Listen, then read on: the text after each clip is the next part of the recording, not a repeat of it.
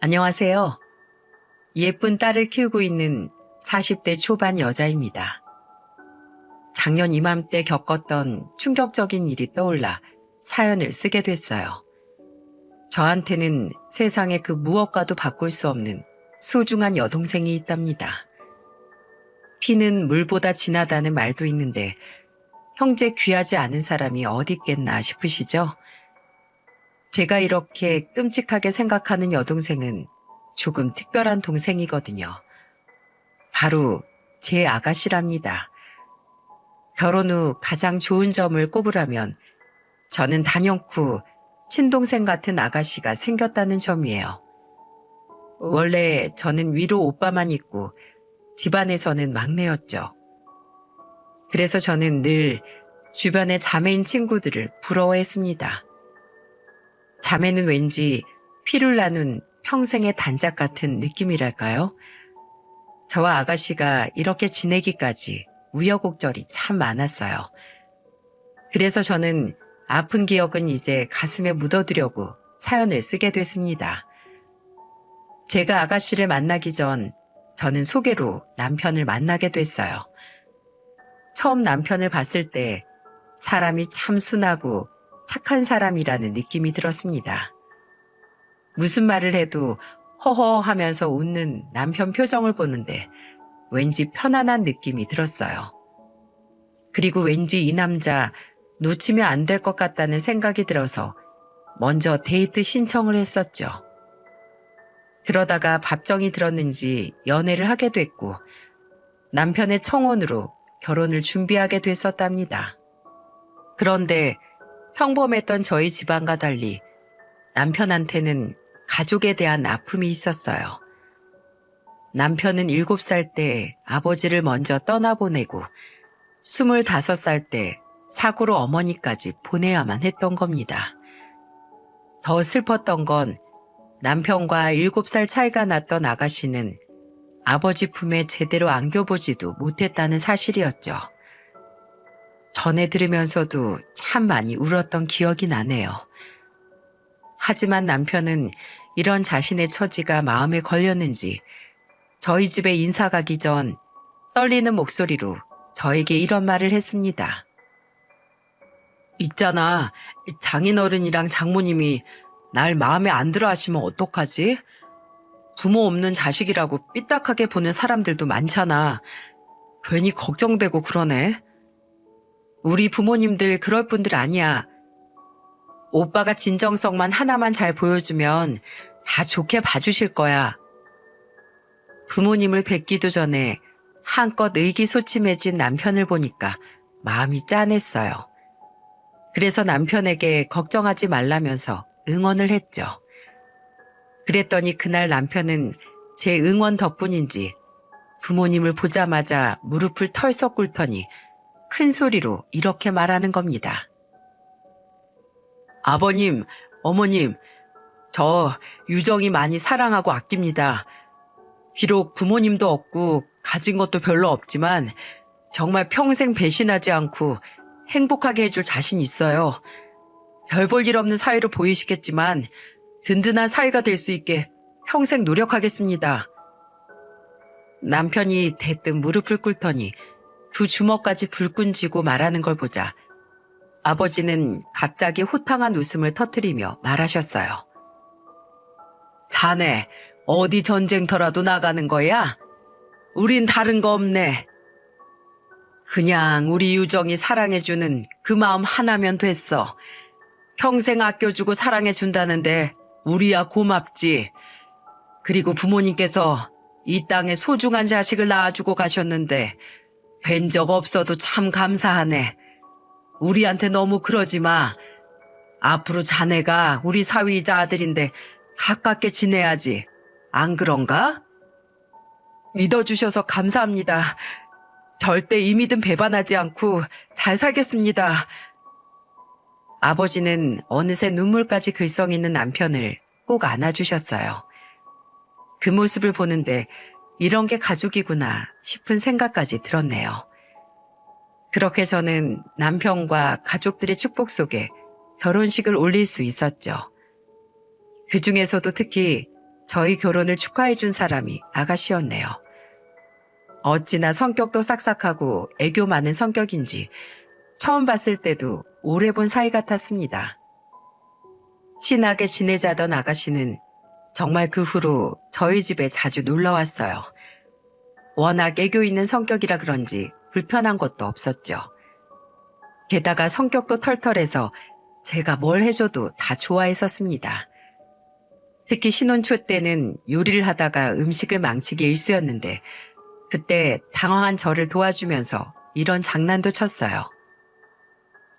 새언니, 다 잘하는 줄 알았는데 못하는 게 있었네요. 제가 간을 다시 맞춰볼게요. 아가씨야말로 요리를 어쩜 그렇게 잘해요?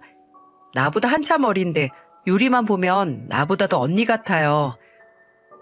이 실력이 괜히 나오는 게 아니에요.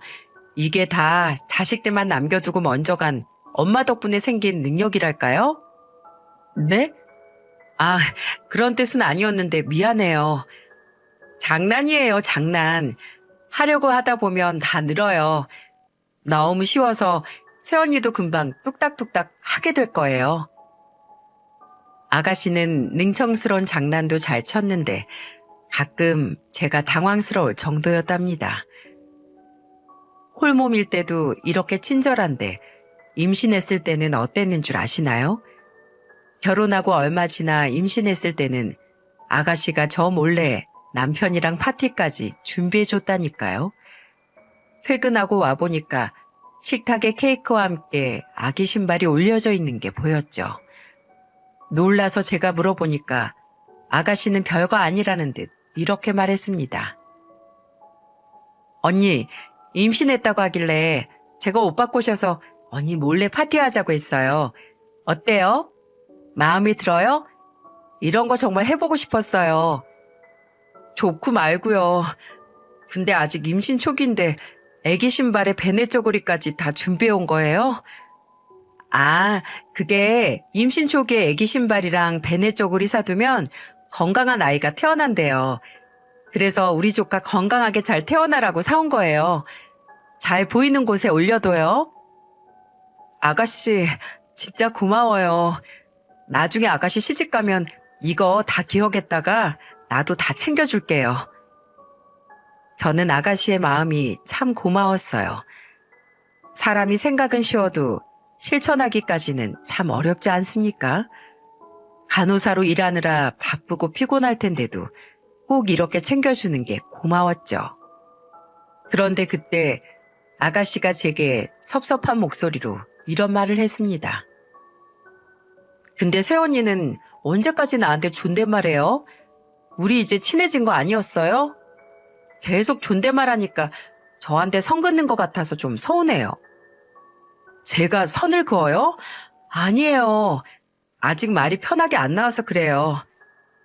지금도 존댓말 하잖아요. 계속 그러면 나 정말 서운할 것 같아요. 그래, 알겠어. 그럼 내가 말 편하게 할게. 오늘 정말 고마워. 말 편하게 하니까 진짜 우리 언니 같고 좋잖아요. 내심 제가 말을 안 놓는 게 서운했는지 뾰로통한 얼굴로 언제 말 놓냐면서 묻는 거예요. 이게 사람이 좋으니까 그 모습마저도 너무 귀여워 보이는 거 있죠? 그래서 제 임신 축하 파티를 하던 날 저는 아가씨와 좀 더 가까워졌습니다. 확실히 말을 편하게 하니까 정말 자매 같다는 느낌이 들었어요. 그러다 점점 제 배가 불러와서 인부복을 사려고 둘이 같이 나갔던 적이 있었습니다. 아가씨는 인부복을 이것저것 보다 고민하더니 3벌 정도를 전부 사려고 하는 거예요. 그래서 제가 이렇게 많이 필요 없다면서 뜯어 말렸죠. 기왕 나온 김에 사야 한다면서 결국 그걸 다 들고 계산대로 갔습니다. 근데 그때 옷가게 여자 사장님이 저희 둘을 보면서 이런 말을 했습니다. 아유, 자매가 아주 보기 좋네. 어쩜 그렇게 우애가 좋아. 부모님이 좋아하시겠어. 멀리서 저희를 지켜보시고는 사이좋은 자매로 보신 거예요. 그런데 그 말을 들은 아가씨가 제 팔짱을 끼더니 사장님을 보며 신이 난 얼굴로 말했습니다. 그렇죠? 그래도 옷 보는 안목은 제가 언니보다 한 수 위에요. 기분이다. 자매가 너무 보기 좋아서 내가 좀 깎아줄게. 나 원래 계산 정확한 사람인데 오늘은 내가 할인해줘야 마음이 좋을 것 같아. 그때 사장님이 할인해 주신다는 말에 아가씨는 뛸 듯이 기뻐했어요. 그 이후 둘이서 기분 좋게 할인받고 나와 맛있는 것도 먹고 참 행복한 시간을 보냈습니다. 저녁 시간이 훌쩍 지난 줄도 모르고 놀다가 허겁지겁 집에 갔더니 남편이 퇴근하고 와 있는 거예요. 그러더니 저를 보면서 서운한 얼굴로 이렇게 말했습니다. 누가 보면 내 동생 정미가 당신 친동생인 줄 알겠어. 정미한테 새언니 생긴 게 아니라 형부 생긴 거 아니야? 다음에 정미 만나면 나한테 형부라고 하라고 해야겠다. 근데 당신 어떻게 알았어? 오늘 인부복 사러 갔는데 아가씨랑 나랑 자매인 줄 알고 옷가게 사장님이 할인도 해줬어. 진짜?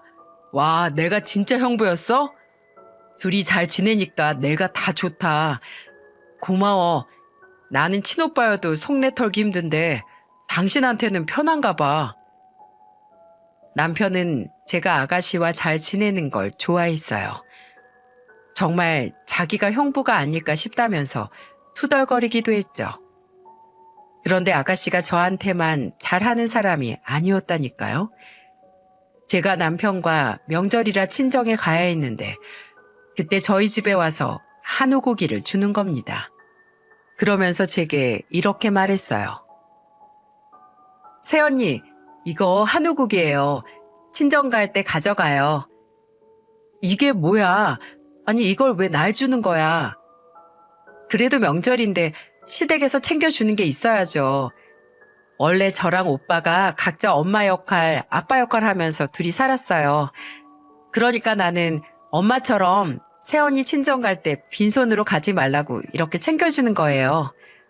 아우, 뭘 이런 걸 챙겨. 괜찮아.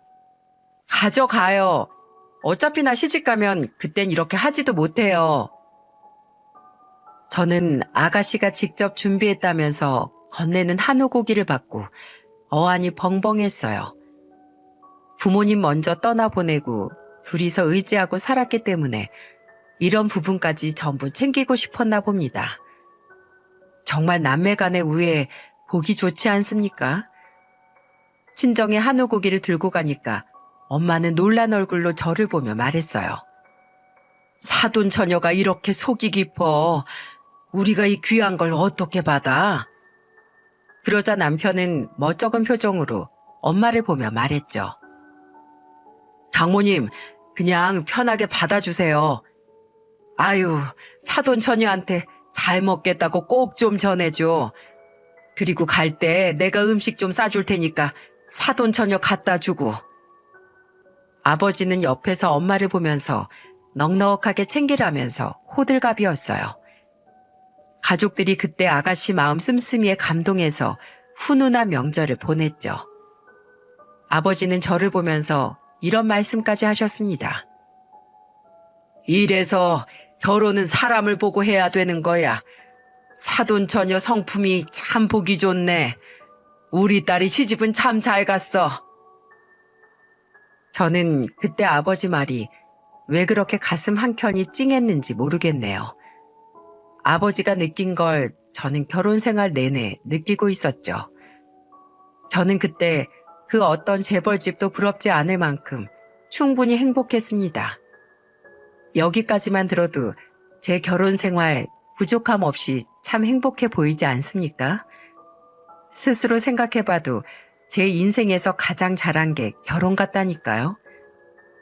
그러다 제가 출산하고 산후조리원에 있을 때 아가씨는 미역국까지 챙겨왔었어요.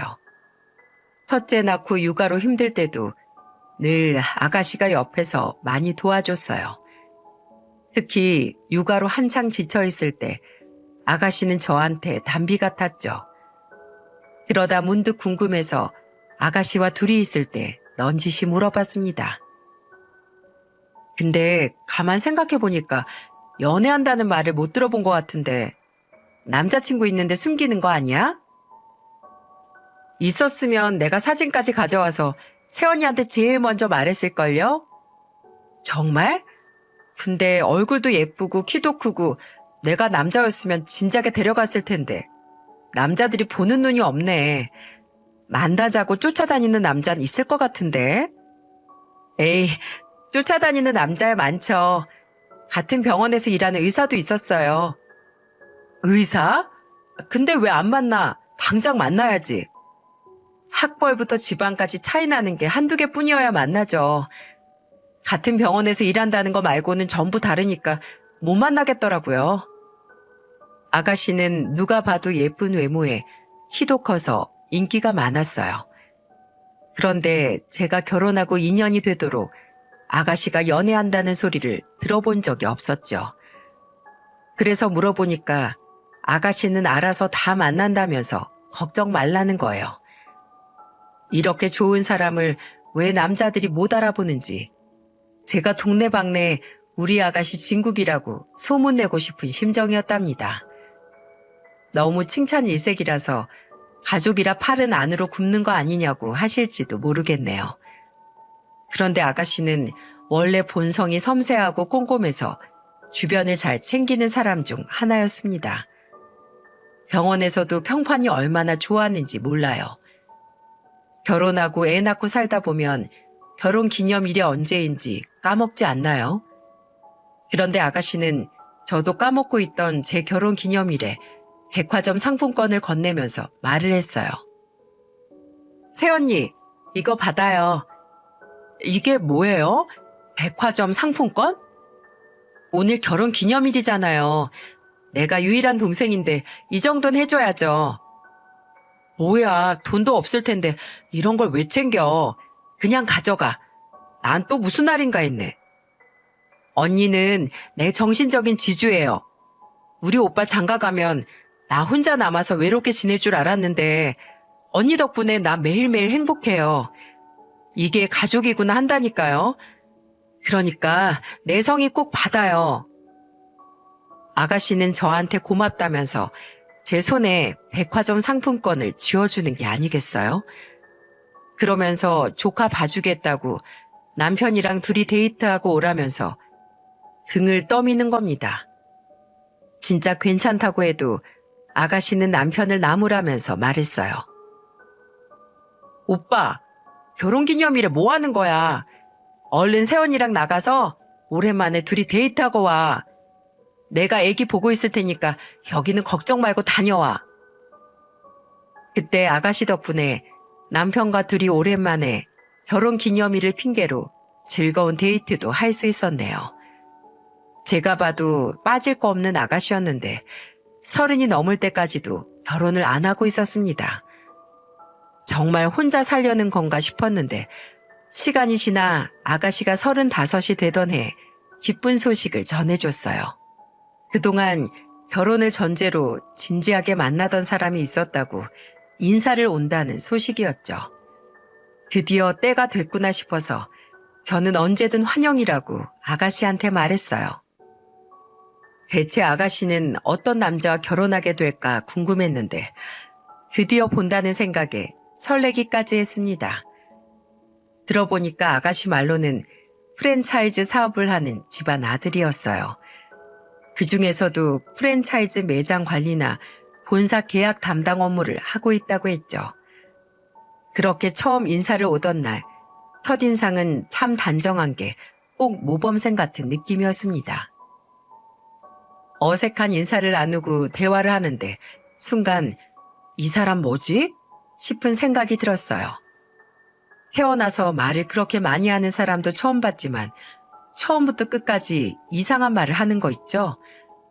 분명 본인 이름을 말할 때까지만 해도 사람이 참 괜찮아 보였습니다. 안녕하세요. 정미 예비 남편 될 김준우라고 합니다. 이렇게 인사드리게 돼서 영광입니다. 딱 여기까지는 씩씩하고 좋았어요. 그런데 말을 하면 할수록 좀 이상하다 싶은 겁니다. 통성명을 하고 밥 먹으려고 앉았는데 갑자기 제 남편을 보면서 이런 말을 하는 거예요. 우와, 형님, 키가 몇이에요? 방금 같이 서 있을 때 엄청 클 것 같던데요. 키가 어떻게 되세요? 난 키가 182cm 정도 될걸요? 와, 역시 제가 178cm거든요. 딱 봐도 형님이 훨씬 커 보였어요. 모델 하셔야 되는 거 아니에요? 비율이 너무 좋아요. 그때 저는 심애부 하는 말에 웃음이 터질 뻔했습니다. 솔직히 4cm 차이가 감탄할 만큼 큰 차이도 아니지 않습니까? 이게 무슨 엉뚱한 소리인가 했어요. 그래도 초반이니까 분위기 풀려고 저러나 보다 했죠. 그런데 어딘가 이상한 거예요. 근데 이걸 남편도 어느 정도 느꼈는지 표정이 이상했습니다. 문제는 이게 끝이 아니라 시작에 불과했다는 거예요. 한창 밥을 먹으면서 몇 살이냐고 물었는데 갑자기 저를 보면서 박수까지 치더니 이렇게 말하더군요. 우와, 저 지금 인형이 말하는 줄 알았어요. 질문이 뭐였어요? 너무 아름다우셔서 까먹었어요. 정미한테 말씀 많이 들었는데 실물이 훨씬 아름다우시네요. 머리털 나고 처음 들어보는데 원래 그렇게 칭찬을 잘하시나 봐요. 아니에요.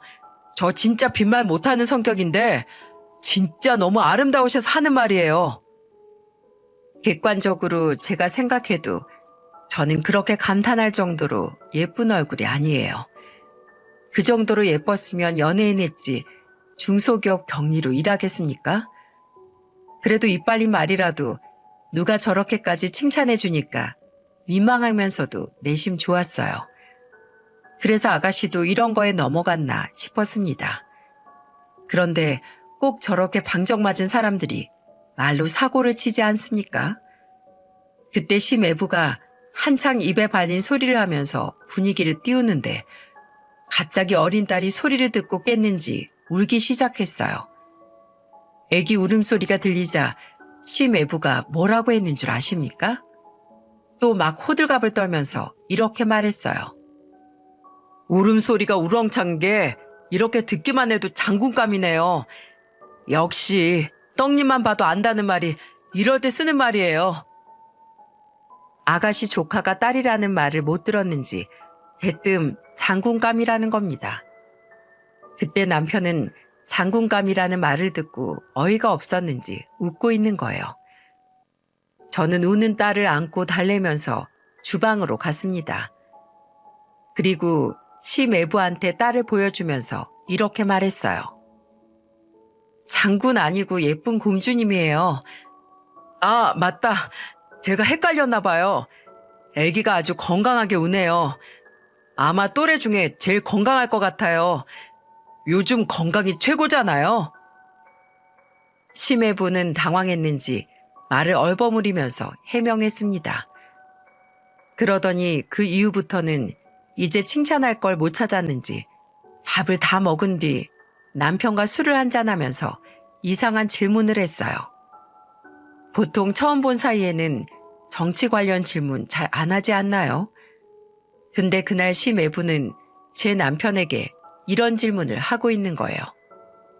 형님, 정치는 어떤 색깔이세요? 어느 정당 지지하세요? 저는 처음 본 사이에 이런 질문하는 사람 처음 봤습니다. 사연 듣고 계신 분 중에 처음 본 사람한테 저런 질문 받아본 적 있으신가요? 나름대로 사회생활 해봤다고 생각했는데 저는 저런 사람 처음 봤어요.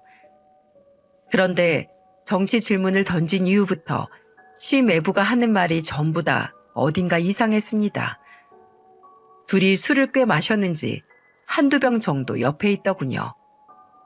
가만 보니까 제 남편은 이미 주량이 넘어서 잠이 들어있는 거 있죠? 혼자서 앞에 있는 사람이 잠든 줄도 모르고 심애부 혼자 떠들고 있는 겁니다. 그러더니 갑자기 술에 취해 잠든 남편 손을 잡고 이런 말을 했어요. 형님, 가장의 무게가 무겁죠? 어깨도 처지고 고개도 많이 숙여졌네요. 근데 재산은 많이 모으셨어요? 요즘 시대에 현금이 제일 중요한데 얼마나 모으셨어요? 갑자기 무례한 질문을 하길래 저는 얼른 가서 취해서 잠든 남편을 깨워 방으로 데려갔습니다. 가만 보니까 심애부는 술을 마실수록 말이 많아졌고 술주정이 했던 말 또 하거나 아무 말이나 막 뱉어내는 타입이었어요. 그래서 저는 혼자 거실에서 술을 마시고 있는 심애부를 한번 보고는 바로 아가씨한테 갔습니다. 그리고는 작은 목소리로 이렇게 속삭였어요. 이 결혼 진짜 해야겠어요? 사람이 생긴 건 멀쩡한데 입만 열면 너무 깬다. 그리고 잘난 척도 심하고 허풍도 좀 있는 것 같고 돈 좀 있다고 유세 부리는 것도 아니고 왜 남의 재산은 얼마나 있냐고 물어보는 것도 이상하잖아. 아유, 언니, 그거 다 분위기 살리려고 그런 거예요. 걱정 말아요. 나도 사람 볼 줄 알아요. 알잖아요. 사실 아가씨는 섣불리 사귀질 않는 사람이었죠. 오죽하면 같은 병원 의사의 고백도 퇴짜를 아꼈어요. 그만큼 아가씨는 사람은 사귀기 전에 신중하게 생각해보는 사람이었습니다. 그래서 그때 처음 심애부가 인사 왔을 때도 조금 특이한 사람이구나 생각했어요. 그래서 저와 남편은 아가씨 안목을 믿고 결혼을 허락했답니다. 항상 외롭고 쓸쓸했던 아가씨가 행복하기만을 바랬죠. 오히려 저렇게 초상맞은 사람이 아가씨 옆에 있으면 웃을 일이 많아지지 않을까 싶었습니다. 그렇게 결혼식을 올린 뒤 아가씨는 고급 빌라에서 신혼을 시작하게 됐죠. 그때는 심외부까지 다 같이 모여 즐거운 시간을 보내기도 했어요. 그런데 행복이 갑자기 찾아왔던 것처럼 불행도 예고 없이 찾아왔습니다. 딱 정확하게 아가씨가 결혼한 지 1년 4개월이 지났을 무렵부터 아가씨가 변하기 시작했어요. 한 번은 심외부까지 다 같이 모여 외식을 하는데 아가씨가 통 못 먹고 있는 겁니다. 그래서 저는 아가씨한테 걱정하며 물었어요. 어디 아파? 왜 이렇게 못 먹어? 아니에요. 어제 잠을 좀 설쳤더니 피곤해서 그래요. 그래도 뭘 좀 먹어야 할 텐데. 깨작거리는 아가씨를 보니까 어딘가 아픈가 싶었죠. 그날 아가씨는 반 공기도 채 못 먹고 자리에서 일어났던 것 같아요. 그래서 외식을 하고 집에 가는 길에 아가씨한테 전화를 하려다가 피곤해할까봐 문자를 남겼습니다. 체한 것 같으면 소화제라도 먹고 자. 집에 약은 있어? 이렇게 문자를 보냈는데 바로 답장이 오지는 않았어요. 그래서 차에서 잠이 들었나 했죠. 그러다가 새벽에 휴대폰 알림 소리에 깼는데 보낸 사람이 아가씨였습니다. 반가운 마음에 문자를 확인하는데 내용이 좀 이상했어요. 언니, 혹시라도 저한테 무슨 일 생기면 꼭 좀 찾아주세요. 그리고 저 잊지 말아주세요. 어디 아픈 거 아니냐고 묻는 문자에 온 답장치고는 너무 이상하지 않습니까? 게다가 이렇게 의미를 알 수 없는 문자를 보내래도 아닌데 어딘가 이상했어요. 그래서 전화를 해보니까 전화기가 꺼져 있는 겁니다. 그때는 새벽이라 전화기를 바로 껐나 싶어서 찜찜했지만 대수롭지 않게 넘겼어요. 그리고 다음날 낮에 전화를 해봤는데 여전히 아가씨는 전화를 받지 않았습니다. 그래서 혹시 출근해서 바쁜가 싶어서 저는 집안일을 하고 있었죠. 차라리 일이라도 하고 있으면 덜 걱정될 텐데 괜히 별 생각이 다 드는 거예요. 전 아이를 낳고 회사를 그만둔 후로 전업주부로 있었거든요. 청소기를 잡아도 걸레를 들어도 온통 아가씨 생각만 났습니다. 그래서 저는 오전 오후 내내 전화를 해봤어요. 예전에는 병원에서 일하더라도 전화를 못 받으면 일하는 중이라고 문자가 왔었는데 이상했습니다. 그래서 슬슬 불안한 마음이 들기 시작해서 또 문자를 남겼죠. 무슨 일 있어? 이거 보면 나한테 바로 전화 좀 줘. 저는 지난 밤부터 다음 날까지 연락 두절인 아가씨가 슬슬 걱정되기 시작했죠. 그래서 그날 저녁에 바로 남편한테 이 상황을 다 말했어요. 그러자 남편은 제 말에 놀라서 직접 전화를 해보기까지 했습니다. 그런데 남편의 전화도 안 받으니까 남편도 심각한 얼굴로 제게 이렇게 말했어요. 진짜네. 왜 전화를 안 받지? 당신 그 심해부 전화번호 알아? 저번에 알려줘서 저장했지. 얼른 거기라도 전화 걸어봐. 떨리는 마음으로 심외부한테 전화를 걸었는데 둘 다 전화를 안 받는 겁니다. 하루아침에 부부가 하늘로 솟았는지 땅으로 꺼졌는지 알 수 없어서 답답하기만 했어요. 달리 방법이 있겠습니까? 저는 심외부, 아가씨, 누구든 받을 때까지 남편과 같이 전화를 했습니다. 그런데 다음날 심외부가 남편 전화를 받은 거예요. 저는 너무 궁금해서 남편한테 스피커폰으로 받으라고 했죠. 그런데 한숨을 쉬면서 말하는 심외부의 말에 저는 남편과 함께 깜짝 놀라고 말았어요. 남편은 심외부한테 답답한 듯 말했죠. 둘 다 무슨 일 있어? 왜 이렇게 연락이 안 되는 거야? 핸드폰은 왜 꺼둔 거야? 그러자 심외부가 한숨을 푹 쉬더니 이렇게 말하는 겁니다. 형님, 저 진짜 정미가 그런 여자인 줄 몰랐어요. 뜬금없이 그게 무슨 말이야? 우리 정미가 왜? 정미가요, 글쎄 바람을 피고 있었어요. 뭐? 정미가? 걔가 그럴 애가 아닌데? 정확히 알아본 거야? 내가 장담하는데 걔는 절대 그럴 애가 아니야. 무슨 오해가 있었던 거 아니고? 저 증거도 다 확보했어요. 증거 들고 와서 뭐라고 하니까 집을 나가버렸다고요. 그래서 이걸 어떻게 해야 될지 모르겠네요. 부부싸움이 했다고 집을 나간다는 게 말이 됩니까? 저 어제 하루 종일 정미 찾아다니느라 한숨도 못 잤어요. 일단 갈 만한 곳은 다 찾아봤으니까 집에서 기다려 보려고요. 그럼 우리 정미 병원은 어쩌고? 그냥 계속 결근하는 건가? 아니요. 휴직계 처리했다던데요. 아주 작정을 하고 나간 것 같기도 하고 저도 이젠 모르겠네요. 남편은 충격을 받고 어안이 벙벙한 채 전화를 끊었습니다. 저는 전화를 끊고도 남편과 잠시 멍한 채 있었어요. 아무리 생각해도 아가씨는 그럴 사람이 아니었죠. 그래도 우선 저희가 아는 건 심외부가 말해준 게 전부이니까 기다려 보기로 했어요. 우선 아가씨를 기다렸다가 나타나면 자초지종을 물어보려고 했죠. 그런데 시간은 흐르고 아가씨는 감감무소식이라 남편과 저는 속이 타들어가는 것 같았어요. 그래서 결국 저는 남편이랑 같이 경찰서로 가서 실종 신고를 했습니다. 그런데 마지막 희망이라고 생각하고 간 경찰서에서 황당한 말을 듣게 됐어요. 아직 연락 안 된 지 2주밖에 안 됐고 지금 남편분하고 통화해보니까 홧김에 가출하신 것 같습니다. 사정 들어보니까 이혼 문제로 괴로워해서 전화도 일부러 피하시는 것 같고요. 우선 조금만 더 기다려보시죠.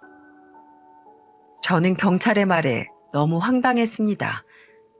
연락 두절된 지 2주면 엄청 긴 시간 아닌가요?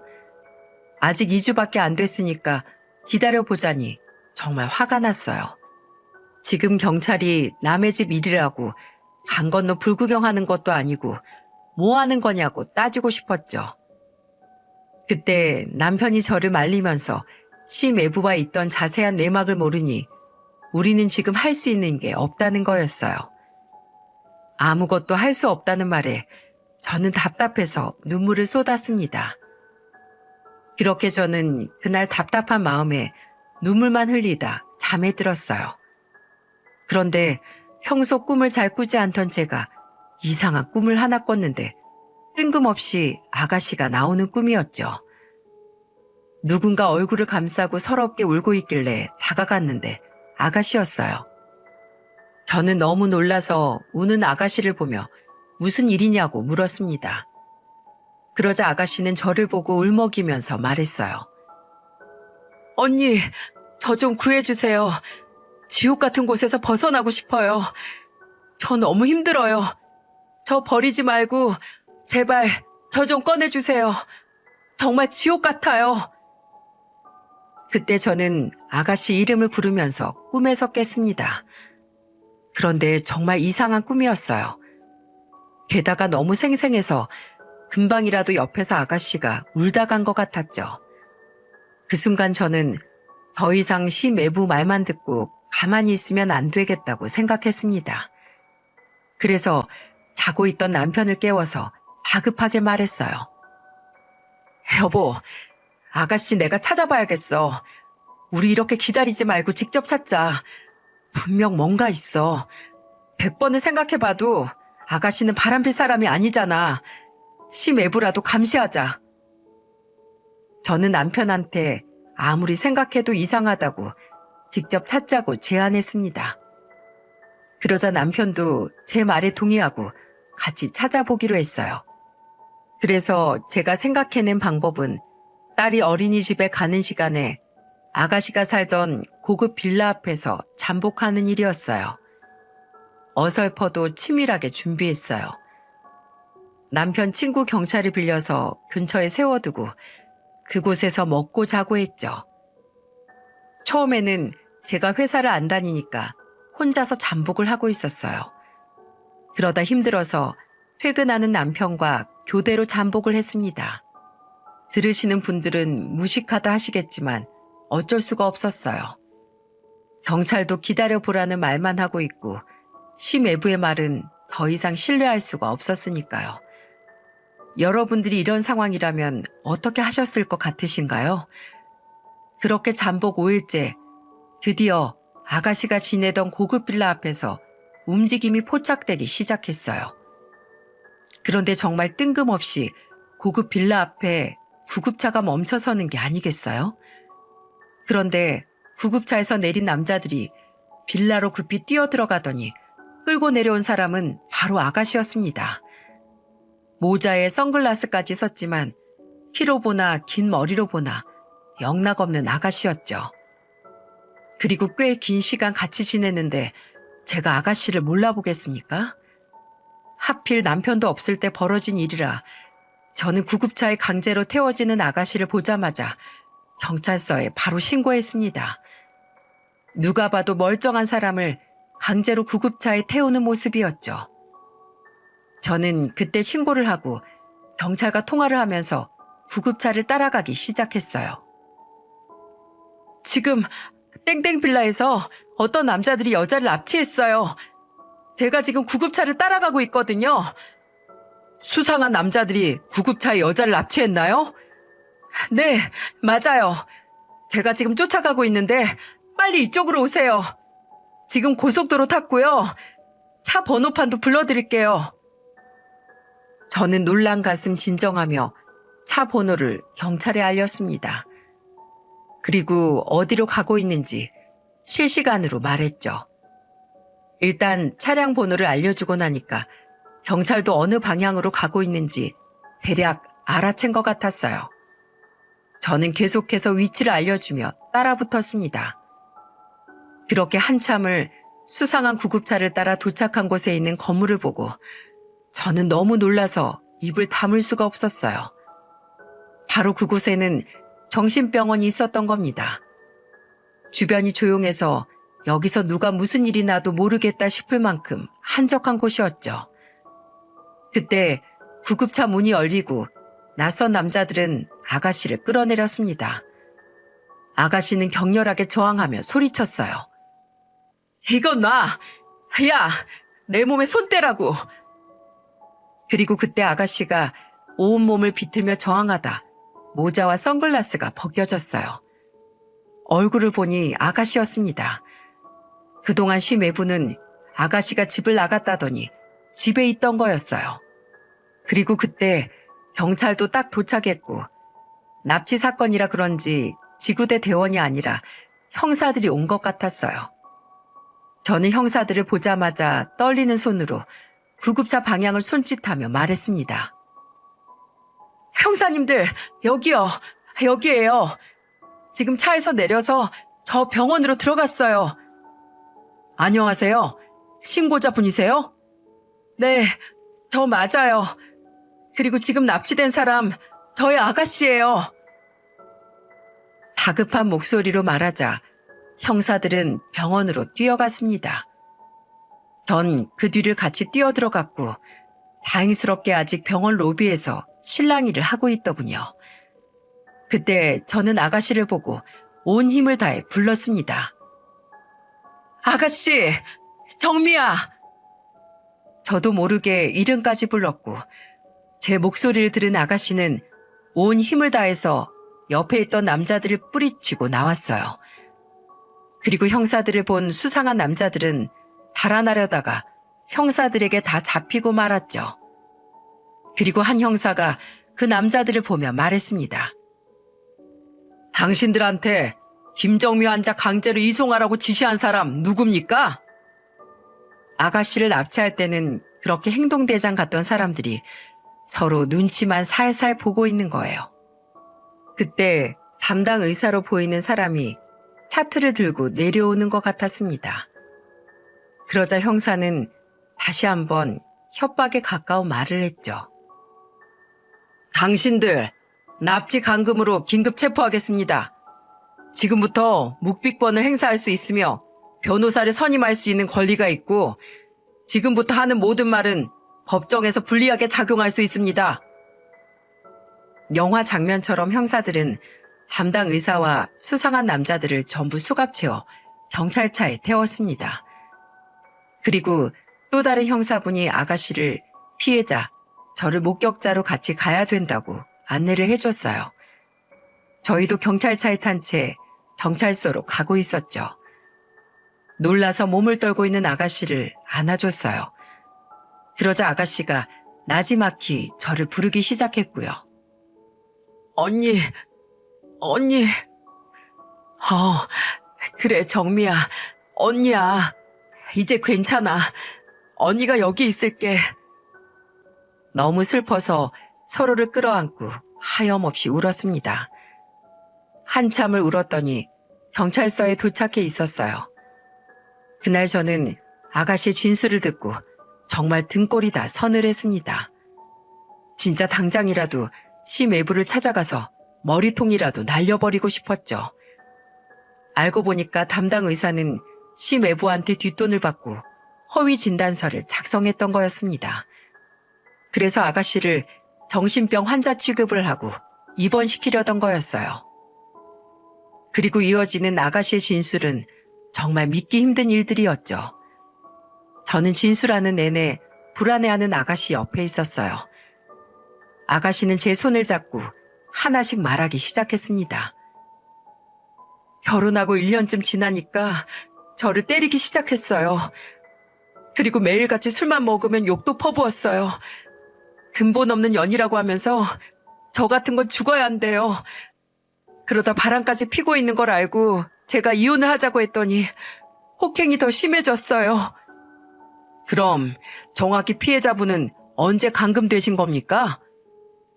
전처가 남편과 살던 빌라에 와서 같이 술을 마시고 놀았어요. 그때 제가 그냥 저 여자랑 살고 나하고는 이혼 좀 해달라고 했더니 핸드폰을 부수고 저를 감금했어요. 저는 아가씨 입에서 나온 전처라는 말에 깜짝 놀랐습니다. 알고 보니까 심외부가 초혼이 아니었던 거예요.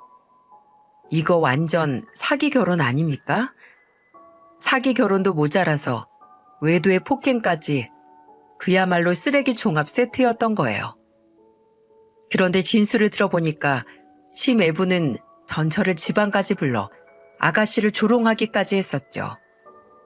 아가씨를 감금하기 전 전처와 아가씨 들으라는 듯 이런 말을 했었다고 했어요. 저 여자야? 얼굴 반반하네. 근데 난 왜 불러? 부를 수도 있지. 보고 싶으니까 부르지. 난 일부 다처제인 아프리카 사람들이 부럽더라. 꼭 한 여자만 사랑하라는 법이 있나? 한심하다 한심해. 아직도 그러고 사냐? 어차피 너도 내 돈 보고 만나는 거잖아. 저 여자도 똑같아. 그렇긴 한데, 야, 아무리 돈만 보고 결혼했어도 그거 상처 주는 거야. 그래도 돈만 있으면 절대 나 못 떠나. 너도 봐. 이혼해놓고도 나랑 이렇게 있잖아. 하긴 저 여자도 돈 때문이겠지? 나도 난데 저 여자도 참 대단하다. 이런 말을 하면서 둘이 웃고 쪼갠 거예요. 이 말을 들은 아가씨는 이혼해달라고 빌었는데 심애부는 절대 못한다면서 또 손찌검을 했던 겁니다. 그래서 아가씨가 신고하려고 휴대폰을 드니까 그걸 부숴버리고는 방에 감금한 거죠. 그때 심애부가 아가씨를 보며 이런 말을 했었대요. 내 손에 한 번 들어오면 절대 아무도 못 줘. 내 물건은 절대 안 뺏겨. 이 새끼야말로 정신병원에 가야 하는 거 아닌가요? 결국 아가씨 진술에 심애부도 긴급 체포됐습니다. 그리고 조사를 할수록 사건이 너무 심각해서 구속까지 됐습니다. 저는 조사를 마치고 나온 아가씨를 데리고 경찰서를 나왔어요. 그때 남편이 저희를 데리러 와서 남편 차를 타고 갈 수 있었죠.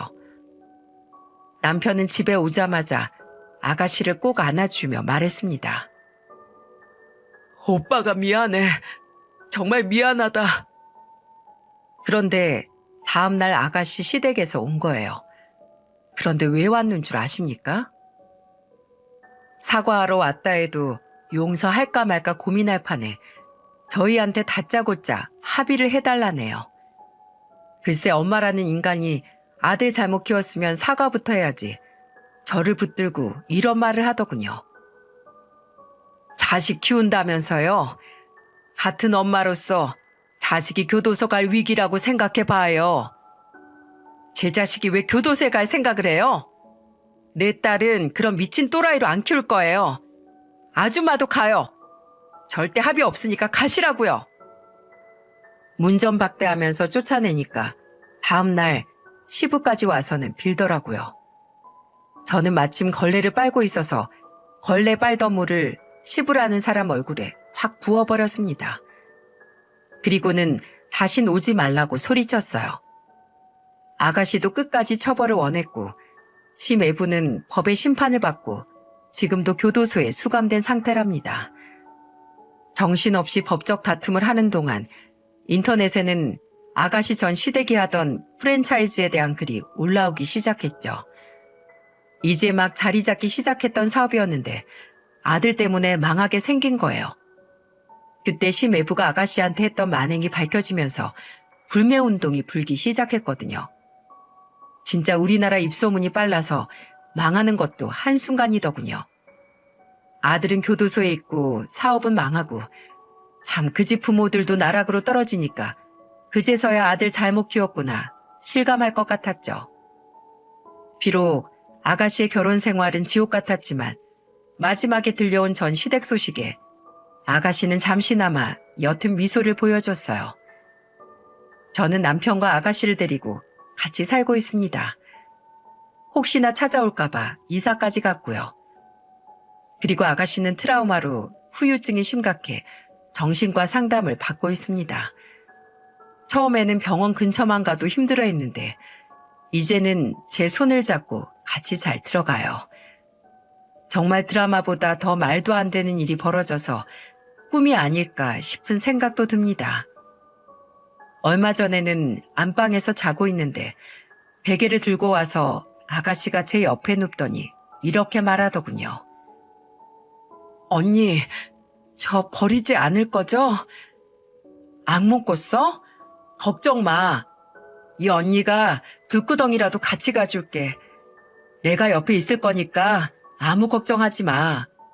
영원히 우리 정미랑 같이 살아야지. 내가 가긴 어딜 가. 그날 하루 종일 아가씨를 안아주며 달래줬습니다. 가끔 악몽을 꾸면 유치원생 딸보다도 더 어린애 같아져요. 그래서 제가 등을 몇 시간씩 토닥여주고 아무데도 안 간다는 말을 수천 번도 더 해줘야 진정하고 잠이 듭니다. 착한 사람이 왜 이런 일을 겪어야 하나 너무 슬퍼서 울었어요. 피는 물보다 진하다고 하는데 저는 이제 아가씨와 혈연 이상의 관계가 된 것 같습니다. 이제는 서로에게 의지하면서 남은 생을 살게 되지 않을까요? 이제 겨우 가족의 품에서 안정을 찾게 된 아가씨 곁에서 저는 평생 있을 겁니다. 문득 이맘때가 떠올라 사연을 쓰게 됐는데 쓰다 보니 길어졌네요. 상처 많은 우리 아가씨 행복하도록 다들 응원 부탁드립니다. 피해자가 무슨 잘못이 있겠나요? 그저 힘들었겠다며 위로 부탁드립니다. 함께 해주셔서 감사합니다.